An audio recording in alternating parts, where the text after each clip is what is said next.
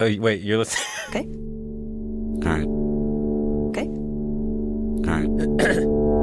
You're Listening to Radiolab. Radiolab. From WNYC. See? Yeah.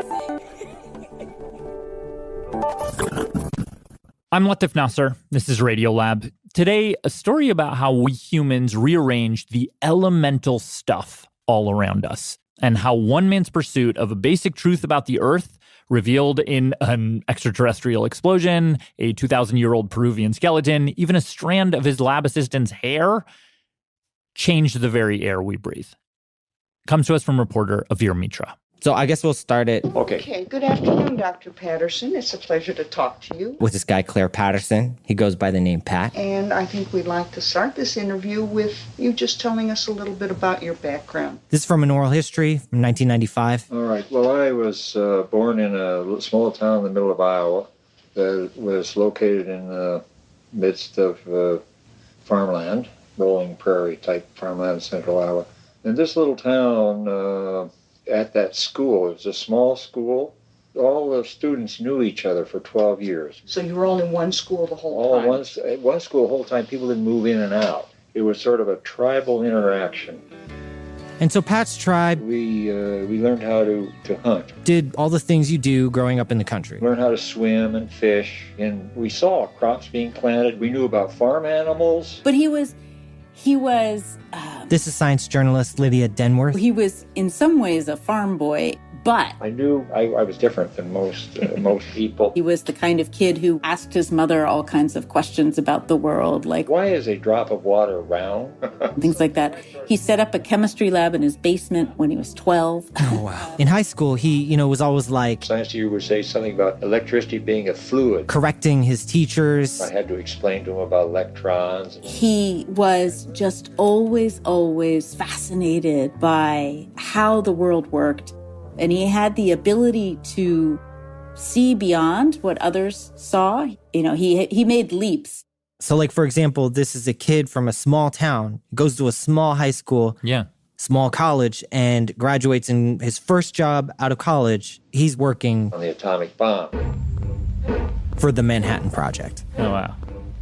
Now, to back up a little bit, at the beginning of World War II, around 1940, there were these European scientists Like Einstein and others. who were immigrating to the U.S. and telling anyone who would listen the Germans were making a bomb, an atomic bomb. And they were pushing the Americans to make sure that they didn't get behind the Germans And so when Pat graduated, some of his professors pushed him To join the army. and help the American effort to create a nuclear bomb. So Pat enlisted, got shipped down to Oak Ridge, Tennessee. With his wife, Lori. Lori Patterson, she was also a scientist, brilliant chemist, in fact, and also worked on the Manhattan Project.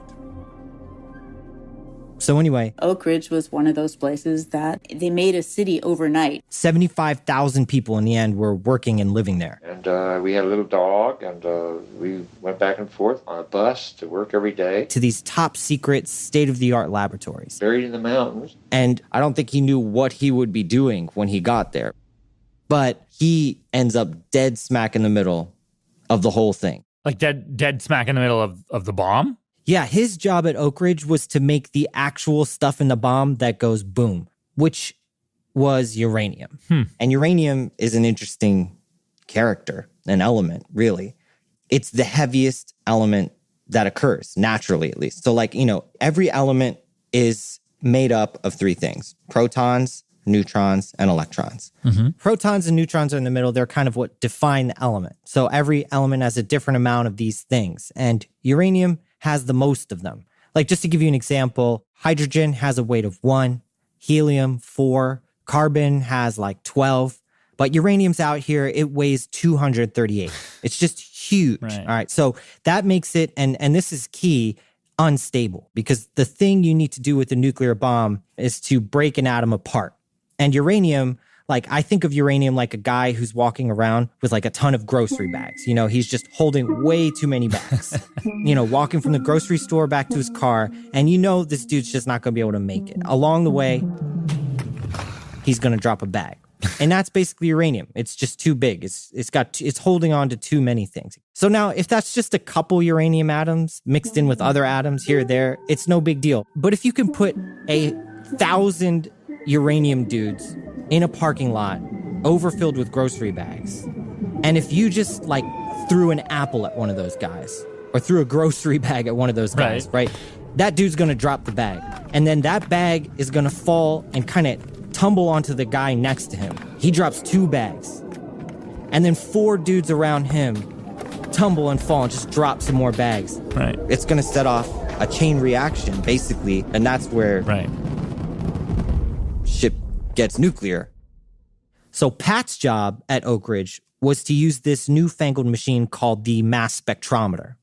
And what that does, it isolates different elements in regular rocks.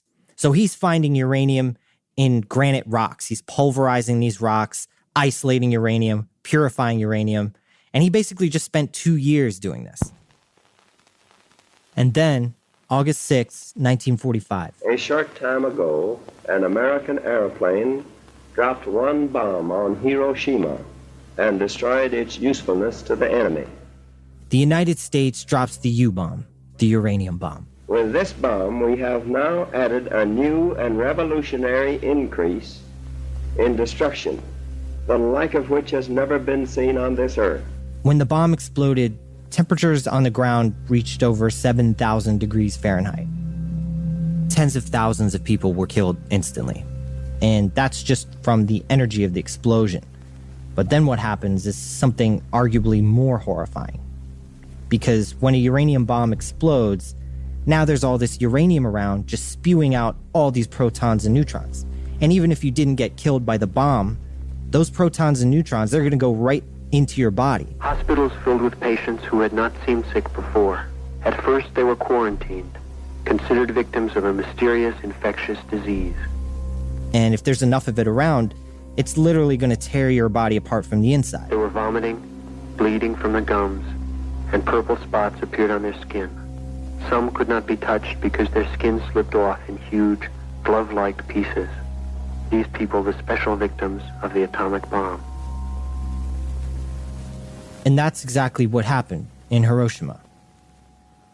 And then we dropped a second bomb on Nagasaki. During the war, developed these... Pat said, as this 22-year-old kid straight out of college, he never really fully understood the scope of what he was doing. And that these mentors of his... These professor mentors, they knew that they were working as engineers on a hideous weapon of warfare. And they conveyed to young people like me that this is the thing to do. This hideous crime we were committing was a necessary thing. After Japan surrenders, Pat and his wife were given these commemorative pins that said Manhattan Project, A-bomb.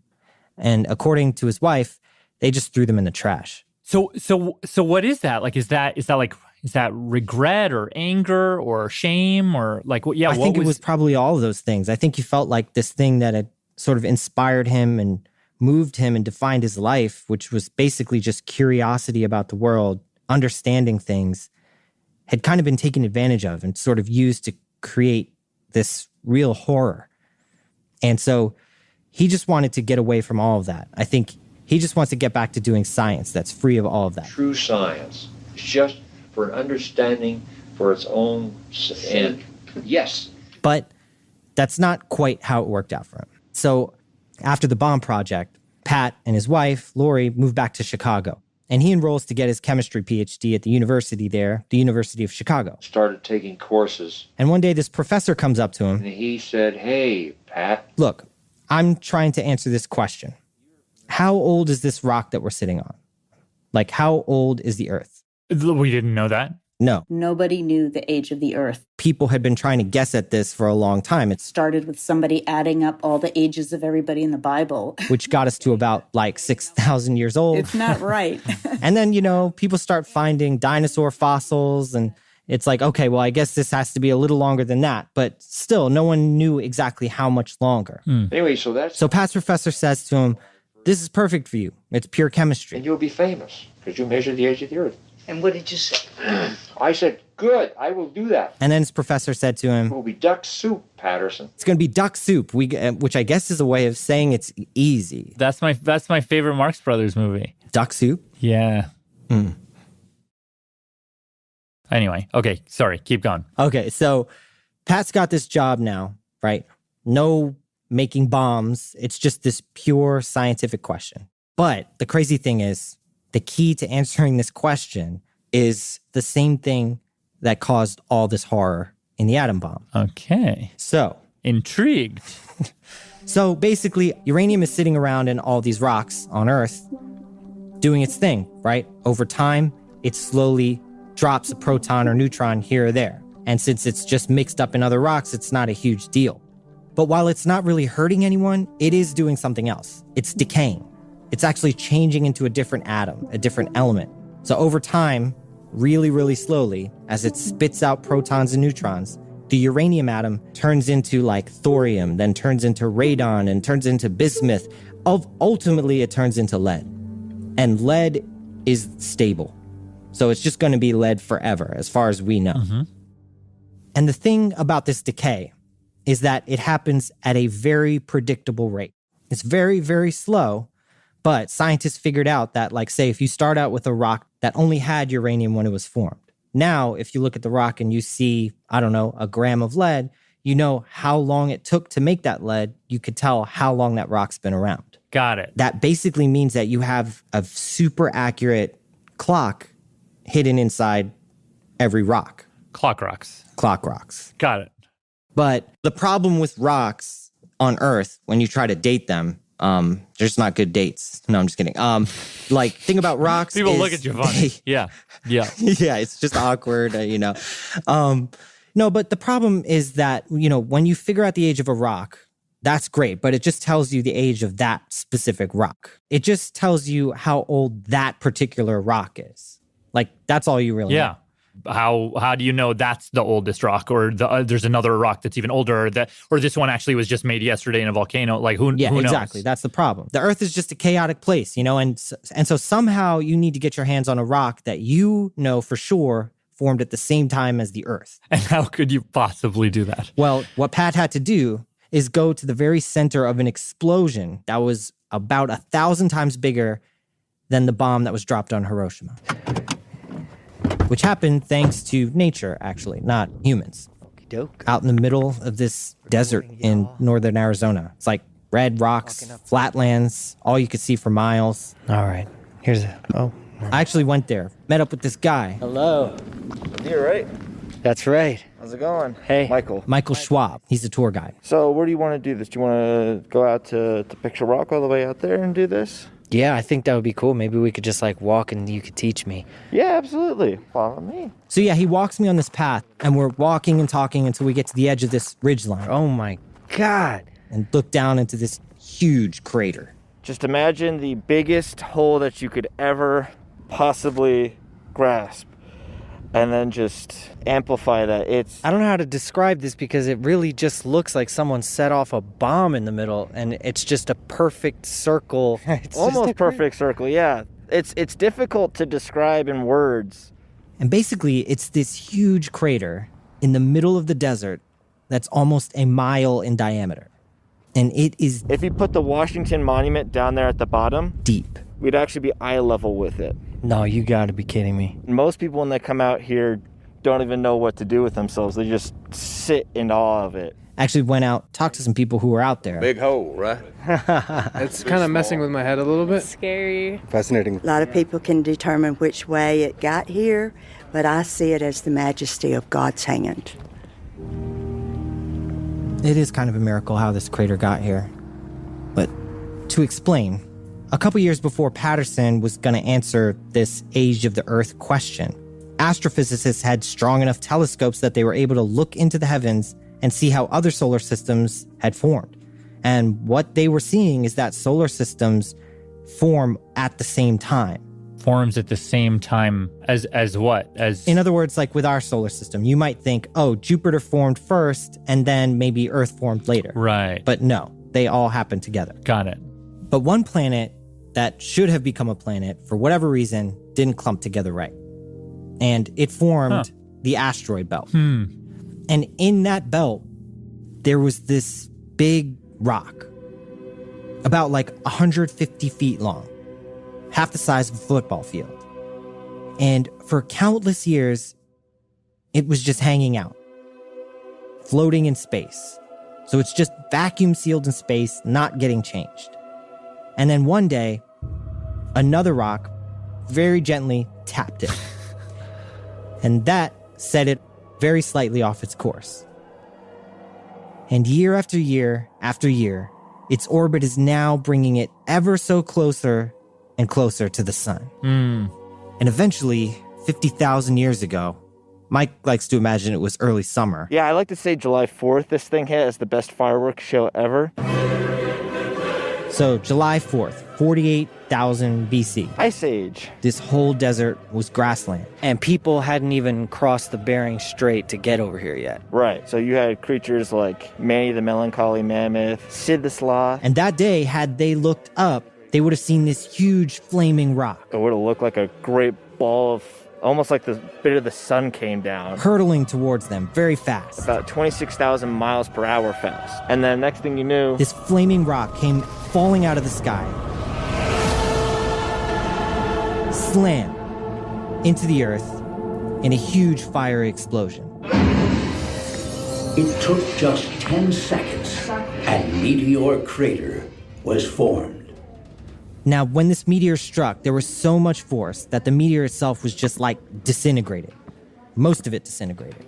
But in here we have a picture of the crater. Some of it survived the impact. But we also have front and center the largest fragmented meteorite we recovered from this site. Wow. And you are welcome to touch it as well. Whoa, okay, yes, you are not lying. This is, all right, how big is this thing, like in terms of size? This thing is about 3 feet in length. So the first thing you actually notice is that it's not totally smooth. Looks like Swiss cheese. It looks like Swiss cheese. Kind of looks like almost like an arrowhead type of shape. Or, as I'm looking at it now, it kind of looks like a lopsided dinosaur skull. Yeah, it does look like a dinosaur skull. But arguably my favorite thing is that people worry all the time, like, oh, doesn't anybody try to steal this? Right. Because I'm considering it. If you try to pick it up and somehow you bring it back to your car, you can have it. Because it weighs 1,406 pounds. This 3-foot thing weighs just under a ton. You gotta be kidding me. Mm-mm. Do you mind if I try to lift it? Absolutely. All right, here, let's put this down here. Hold this and point it at me. All right. Okay, I have been doing squats and deadlifts, so. Good luck. I just want to give you a heads up that I may be the one. Good luck. All right, so I'm just gonna put my arms around this thing. Okay. It's a very futile effort, folks. It's just not happening. Holy crap. I can't even budge it. No, you can't. But can we try together? No? All right. Oh my God. Okay, so now how is this going to help Pat determine the age of the Earth? Well, he knows that this rock formed at the same time as the Earth. Has been perfectly preserved in space. And, oh my God, it sings. Yeah. Whoa. It's metal. This is a solid piece of metal. Yep. 92% iron and 7% nickel. And then that last 1% is 80 other trace elements. Including lead. Bada bing, bada boom. You just measure that thing with that thing, and then you got the age of the Earth. Kinda. I mean, like, look, these are tricky equations, tricky tools. It's not easy. So before you start measuring the meteorite, you want to he just kind of wants to go practice on regular rocks, like regular granite rocks. Just make sure that, his technique is down. Got it. Because you have to measure it so precisely. It's got to be so accurate. You really don't want to be making mistakes. So Pat takes a piece of granite and the machine spits out these results that are totally confusing. Like his numbers are way off. There's way too much lead in the rock. Yeah, there was lead there that didn't belong there. Like this rock would have been formed a gabillion years ago. And he's just saying, there's way too much lead, and he couldn't figure out why. But one day he's like, let me just run a blank sample. Something that chemists do when they want to just test their system is you just run it. Like instead of putting this piece of rock in here, let me just run a blank. And so when he did that, he still got like a whole lot of lead. So he's like, okay, my blanks are not blanks. So he knew that it was coming from the laboratory. This is a contamination issue. Right. Where did it come from? Okay. You go back and you track it down and say, well, it must be that. So first he started with the glass speakers he was using. The vials are the first thing you're going to look at. So he tests the vials. And he goes, shit. Lead. These glass vials are made with lead. So let's get some new vials. Right. So gets new glass vials. Special order, never were made with lead. Runs the sample again. It's still off. Huh. And so then he's like, you know what? In this sample where I put the granite, I also put some water in. And he realizes actually the water is coming from lead pipes. And so he's like, oh crap, that's the problem. So he has to triple distill the water, boil it off, make sure he catches it in a vial that has no lead in it to make sure that his water doesn't have any contamination from the pipes it came through. So he runs the sample and it's a little better, but there's still lead there. So now he's like obsessed.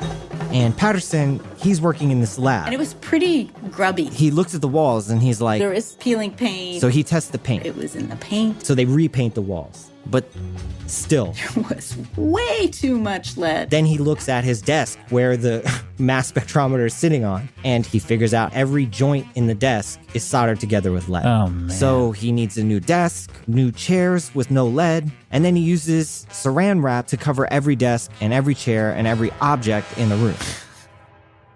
And still too much lead. Wow. And so he thinks maybe there's some lead in the dust on the floors. So he starts mopping the floors. He gets the lead numbers to come down a little bit. And then one day he notices a coworker's lipstick is messing up his samples. So he tests the makeup and he's like, okay, there's lead in there too. Wow. You can't wear makeup in this lab. And he starts to get the lead number lower and lower. But then one day he's working in a lab and a little piece of his hair falls onto the desk. And the lead numbers shoot up. You said, holy shit. Your hair. It's on him. Wow, he's the contamination himself. The lead from your hair will contaminate the whole damn laboratory, just from your hair. And so he shaves his head. But then one day he decides, okay, well, I'm just going to test my skin. And he ends up seeing that there's a bunch of lead in his skin. Oh, no. It's everywhere. There was lead in absolutely everything. And in the end, he made people, they had a little anteroom, and you literally had to strip down to your underwear and put on this Tyvek suit. Which gets washed in acid. And have little booties on and put plastic over their hair. He builds positive pressure air vents so the air is constantly blowing and pushing anything inside the lab, outside the lab. So even if you walk in with a little microgram of lead, the air may push it out. He basically invents what we now call a clean lab. But he ultimately gets his samples down, his blank samples down to 0.1 micrograms. So that's 1/10 of 1/1,000,000th of a gram. Oof. And that took years. But is that still too much? No, that's fine. And so after this, he's finally actually ready to go to Canyon Diablo, get this meteorite, and actually measure the damn thing that he was trying to do from the beginning. And so he took these precious samples. He puts the sample into the mass spec. And it was late at night. He was there by himself. Just basically turns a crank and boom, pops out a number. Which was 4.5 billion years. And is that like way big? That number is the age of the Earth. Wow. It's just a number. But what it represents, it's this fundamental truth. And in this moment, he's the only human being who knows the truth. He now has this window to that moment, the formation of not just the Earth, but the entire solar system. Sun, the planets, the moons, the rings around Saturn, me, you, everything comes from that. I mean, it was so exciting for him. He thought he was having a heart attack. He went to visit his parents in Iowa the next day, and he made them take him to the hospital, but he was fine. It was more like a lot of adrenaline coursing through him. He calms himself down, and he's like, here I go. I got the number. He publishes it in a journal, and it's just yawns. Like, nobody cares. No one cared about, who cares? Even today, people don't care how old the Earth is. So it definitely didn't get into any textbooks. It wasn't in the press. 7 years of his life has gone by. So it wasn't ducks. It was not. What's hard soup to make? It was like foie gras or something. I don't know. Something. Okay. That's good because it's also duck related, I feel like. Yeah. Okay. But I discovered in all this work a story related to lead. Like this process of figuring out the age of the Earth sort of unveiled this truth about the world to him, which is that we're totally contaminated with lead. Right. I am contaminated. You are contaminated. Every living thing is just filled with lead. And now that he's seen that, he can't turn away from that vision. Like I almost think of it like the Matrix, like when you go into the Matrix and you see those little green numbers falling or whatever, and you just see the world for what it is, which is just like this thing that no one else is seeing. You can't look away.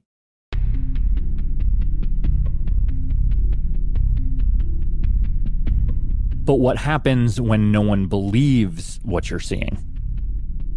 Back in a minute.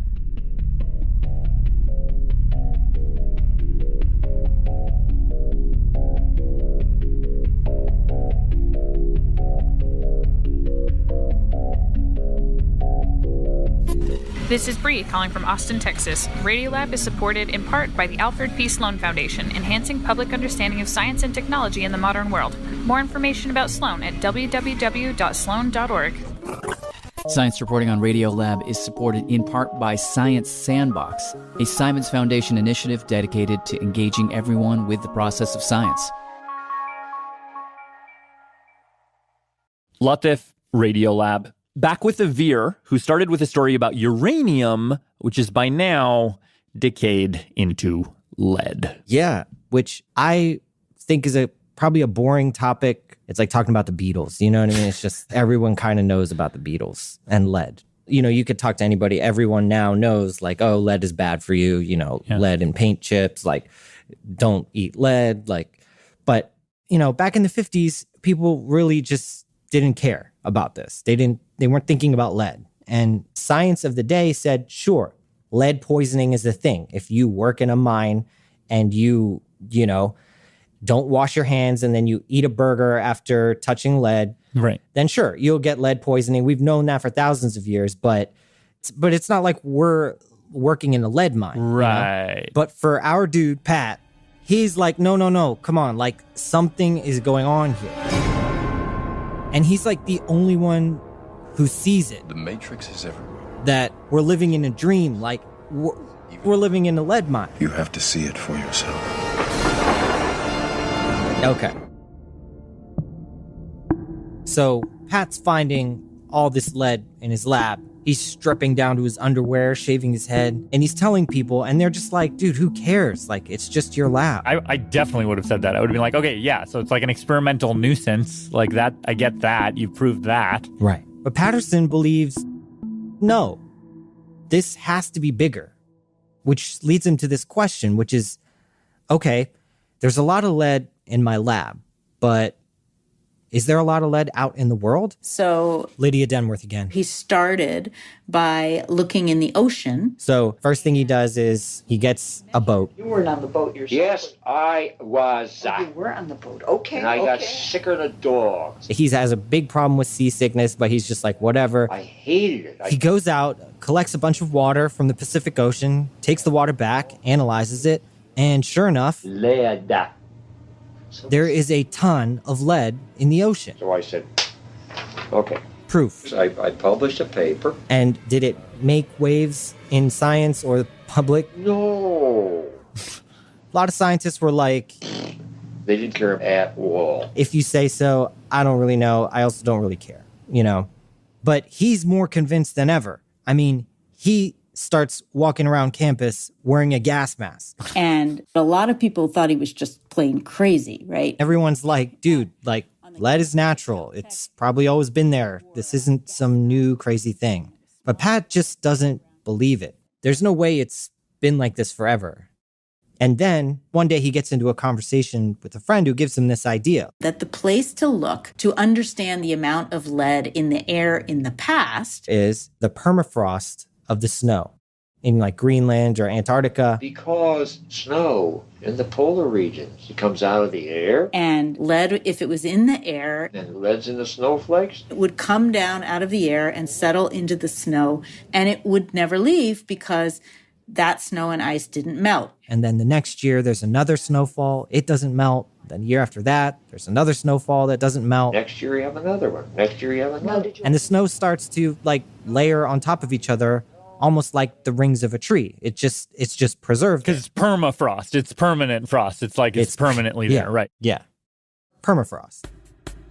So now it's 1964. He goes out to Greenland. And he took his 15-year-old son with him. I thought it was pretty cool. This is Pat's son. My name is the same as his, Clair Patterson III, actually. He goes by Cam. Always have. Basically, they fly out to Greenland to this military base called Camp Sentry. When you arrive there in a helicopter, you don't see anything except antennas and a few trailers and oil barrels. And snow. Snow that goes 3 miles deep. So Pat and Cam put on all this gear. Dressed up in plastic suits. Gloves. And went down into this tunnel. That went down into the ice. To go back in time. And they cut out like 4x4 chunks of ice from the wall. We had a melting trailer up on the surface. So they melt down this ice, ship it all the way back to the lab. And this is where Pat can really start to see the history of lead over time. And what he finds is that starting in like 1700, that there was basically no lead at all. Like nothing. And then in like 1750, with the start of the Industrial Revolution, you see the lead levels start to go up and up and up and up. Until 1930, wham, the lead levels skyrocket straight upward. And Patterson's like, well, what the hell happened in 1930? Well, the thing that changed was leaded gasoline. Suddenly, there was leaded gasoline in the air. So, long story short, in 1921, car makers were trying to figure out how to get rid of something called engine knock. Engine knock. Knock. So like, which is the pinging and bucking that engines do, and it slows down their efficiency. And so there were chemists trying all sorts of different things. And eventually they put a teaspoon of lead into some gasoline. And the engine knock stopped immediately. Instantly gone. And people loved it. People wanted it. By 1960, 90% of cars were using leaded gasoline. And Pat's sort of looking at his results from this permafrost, and he's like, holy smokes. This can't be good. Yeah. It's everywhere. And he wrote this paper that basically said that lead had contaminated everything in the earth, and that it's coming from leaded gasoline. And this time, when his paper goes out into the world, no one cared. Nope. He sounded like a crackpot. Cam says around this time at home, his dad would sort of lose it. Get all excited and... Now, these are chimpanzees, idiots. Talk about the idiots that didn't understand anything. They're wrong, okay? And I knew that, okay? Now. Because there were a lot of people being like, okay, sure, there's more lead in the air, but that doesn't mean there's more lead in us. Next, he basically gets a hold of 2,000-year-old ancient Peruvian skeletons and takes their teeth, grinds up their teeth, and measures the amount of lead in their teeth. Okay. Then he compares that to his own children's primary teeth. Oh, funny. It's like baby teeth. Yeah. Their baby teeth, yeah. And he actually finds his children's teeth have 3,000 times more lead than the Peruvians. Oh, God. And still, people don't care. Whoa. Because they're like, okay, there's more of it in us. Seems fine. It's not making you sick. And when they say making you sick, they meant, killing you, making you blind, making you have seizures, things like that, right? Putting you in a coma. I mean, it's not uranium. You know what I mean? It's not like people's hair and skin is just falling off and they're just vomiting blood, Right. So it's more subtle than that. Maybe more subtle. That's the question, Is this harmful? Right. And what is the harm? And what is the harm? Yeah, right? yeah. But what I think is interesting is Pat doesn't try to answer that question. Huh. What was your motivation at this point? Were you thinking in an environmental sense? No, I was not.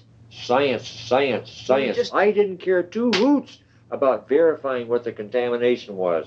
I see. So you were not being driven by environmental concerns? I was not.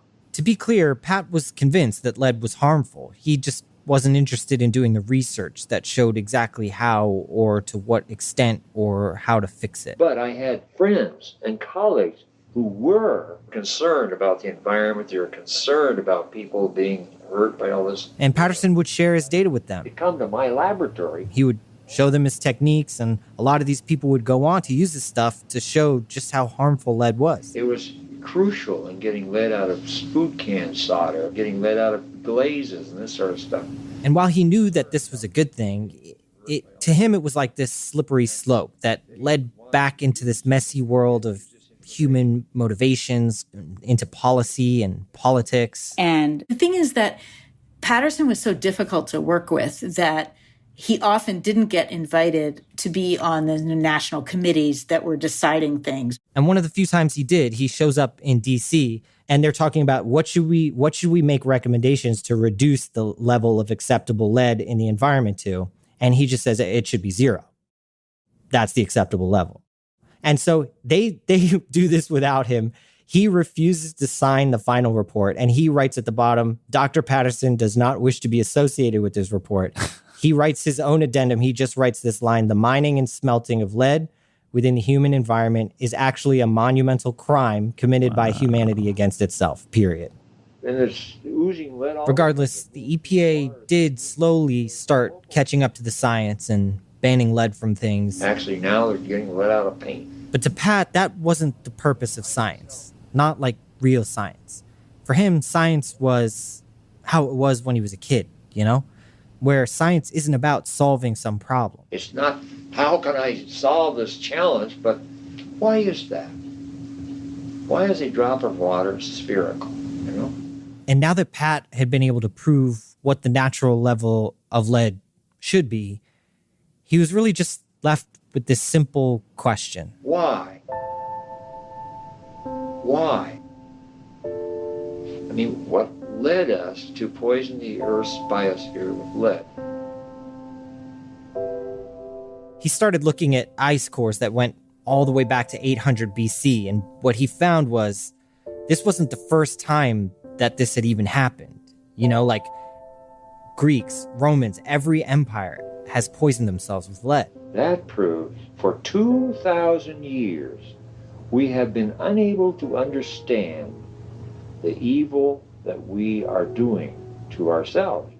And at this point, Patterson's question starts to shift. It becomes just a question of why are we this way? Okay, why do we think? How do we think?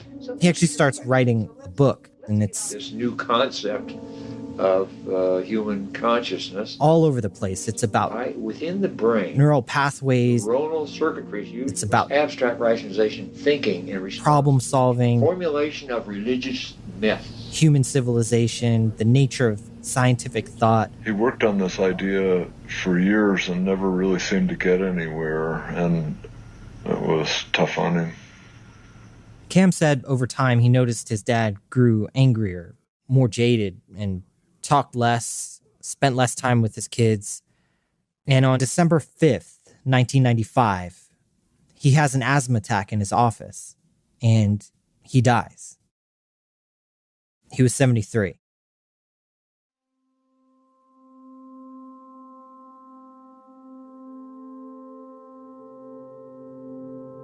Less than a month after his death, January 1st, 1996, the EPA banned the greatest source of all lead on Earth, the one that had driven Pat crazy, leaded gasoline. And obviously, lead is still with us today. Like, that's very clear. But in the years since Patterson's death, the amount of lead on the average freeway has decreased by 97%. And the average lead in people's blood in America has decreased by 94%. And lead experts say that all of that resulted in a 5-point increase in preschoolers' IQ. And just as a side note, the age of the Earth still stands at 4.5 billion years old, which is exactly as Patterson had calculated 70 years ago. But what what really struck me when reporting this story is like how little recognition Clair Patterson got over the course of his life. But eventually some of his students banded together to nominate him for the Tyler Prize, which is an environmental award. It's kind of a big deal. And he actually won the award 8 months before his death. But by all accounts, including his own, he took no pride in it. I'm sorry to say, I don't want to. I have zero pride in any award. Okay. So I want to use the word pride, but can I use the word pleasure, gratification? Can we use any of these not words? gratification. Pleasure. We have to use pleasure. No. Good heavens! Look, I'm stupid. All right. I'm not some brilliant person or whatever. I'm a little child. And I'm not smart. I mean, good scientists are they have the minds of children to see through all this facade of all this other stuff that they know is stupid nonsense. They don't know stuff. They just don't see it the way other people see it. Okay, so I'm not smart. So anyway, it's only circumstantial. It's not. That's why I don't feel any honor. I'm not to be. It's not there. Not qualified to be honored. I mean, I'm just simply. It's accidental.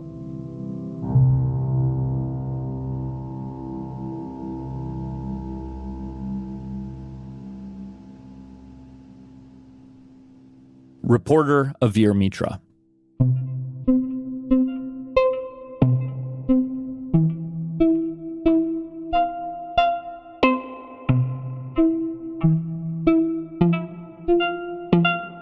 This episode was produced over millions of years by Matt Kielty, along with Becca Bressler, Rachel Cusick, and Maria Paz Gutierrez. Special thanks to Cliff Davidson, Paul M. Sutter, Denton Ebel, and Sam Keene. I'm Latif Nasser. Thanks for listening. Radiolab was created by Jad Abumrad and is edited by Soren Wheeler. Lulu Miller and Latif Nasser are our co-hosts. Susie Lechtenberg is our executive producer, and Dylan Keefe is our director of sound design. Our staff includes Simon Adler, Jeremy Bloom, Becca Bressler, Rachel Cusick, W. Harry Fortuna, David Gable, Maria Paz Gutierrez, Sindhu Nyana Sambandam, Matt Kielty, Annie McEwen, Alex Neeson, Sarah Kari, Ariane Wack, Pat Walters, and Molly Webster, with help from Tanya Chavla, Shima Oliai, Sarah Sonbach, and Candice Wong. Our fact checkers are Diane Kelly and Emily Krieger.